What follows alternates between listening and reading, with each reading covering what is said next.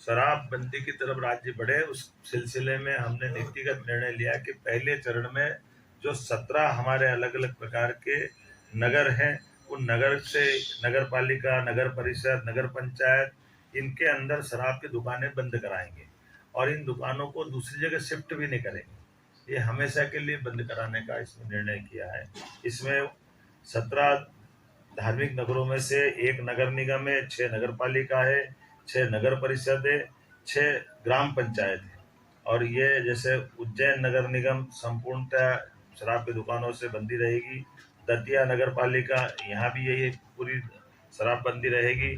पन्ना, ये भी नगर पालिका है, नगर पालिका क्षेत्र में शराब की दुकानें बंद रहेगी। मंडला नगर पालिका, मुल्ताई नगर पालिका, मंदसौर पशुपतिनाथ की नगरी, ये भी इसी प्रकार से इनके साथ बंद रहेगी। मैहर की माता जी का नगर पालिका क्षेत्र ये शराब की दुकान से प्रतिबंधित रहेगा। ओमकारेश्वर की नगर परिषद, महेश्वर की नगर परिषद, मंडलेश्वर की नगर परिषद, ओरछा और चित्रकूट की नगर परिषद और अमरकंटक, खास करके चित्रकूट और अमरकंटक हम सब ध्यान दें इस मामले में।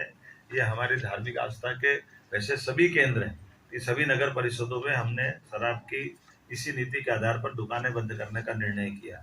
हमारी नगर परिषद के बाद ग्राम पंचायत सलकनपुर, जहाँ सलकनपुर माता का मंदिर है, इस पंचायत से भी शराब की दुकानें बंद कराएंगे।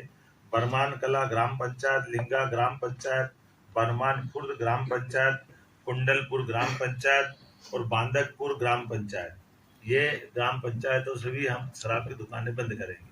आपकी जानकारी में रहे कि मां नर्मदा के तट के दोनों तरफ के 5 किलोमीटर के दायरे में शराबबंदी की जो पूर्वत पॉलिसी है, उस पॉलिसी को भी हम जारी रखेंगे। इस पॉलिसी में कोई बदलाव नहीं आएगा।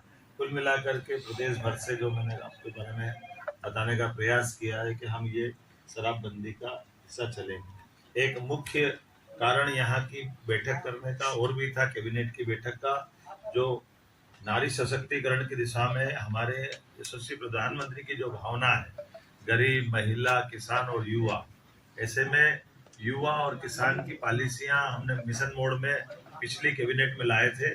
आज ये नारी सशक्तिकरण की दिशा में हमारे कैबिनेट का पहला ही एजेंडा था। जब हम अपने बहनों की जिंदगी में बेहतर से बेहतर सरकार क्या मदद कर सकती है और स्त्री सशक्तिकरण का ये सबसे सक्षम उदाहरण राज्य बने, इस दिशा में हमने आज खासकर महिलाओं की सामाजिक आर्थिक विकास के उद्देश्य के लिए विमेन लीड डेवलपमेंट प्रयास के आधार पर हमने ये पूरा योजना बनाई है, जिसमें शिक्षा, स्वास्थ्य, पोषण, आर्थिक विकास और सुरक्षा, साथ ही साथ महिलाओं और बालिकाओं की विभिन्न सरकारी सेवाओं में पहुंच निश्चित हो, महिलाओं के आर्थिक स्वावलंबन, समाज में आर्थिक भागीदारी बढ़ाने के एकीकृत प्रयास करना, समाज में महिला और बालिका की सकारात्मक व्यवहार हेतु परिवर्तन, पुरुष संवेदनशीलता बढ़ाना, ये ऐसे कई प्रकार के कामों के साथ हमने मिशन मोड पे चलने का प्रयास किया है, जिसमें मिशन के प्रमुख लक्ष्य में जन्म के समय लिंगानुपात 5 अंक प्रति हजार की वृद्धि में वृद्धि करना, बालिकाओं की 10 और उससे अधिक वर्षों की स्कूली शिक्षा में 5% की वृद्धि करना, मातृ मृत्यु दर में 10 अंकों की कमी लाना, महिलाओं के विरुद्ध अपराध में 5 अंक की कमी लाना, बाल विवाह में 5% की कमी लाना, महिला श्रम भागीदारी 3% की कमी लाना और मिशन के प्रमुख घटक में स्वास्थ्य और पोषण, शिक्षा और जीवन कौशल, आर्थिक स्वावलंबन, सुरक्षा और संरक्षण, संवाद से व्यवहार परिवर्तन इत्यादि कई प्रकार के ये मिशन मोड के प्रमुख घटक हैं। उम्मीद करेंगे नारी सशक्तिकरण की दिशा में यशस्वी प्रधानमंत्री श्रीमान नरेंद्र मोदी जी की भावना के अनुसार मध्य प्रदेश अपने बहनों की जिंदगी को बेहतर करने के लिए योग्य भूमिका निभाएगा। ऐसे और कई सारे विषय हैं, लेकिन आज तो आनंद है इस बात का कि आज पुनः 300 साल पुरानी राजधानी चैतन्य हुई है। हमारी राजधानी का वो जो पुराना गौरव होलकर साम्राज्य का समय का, आज वो हमको अपनी आंखों के सामने दिखाई दे रहा है।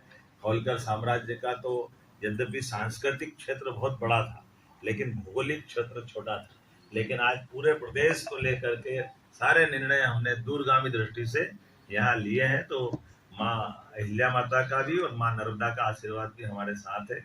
इस गौरवशाली क्षण में आप सब साक्षी बने।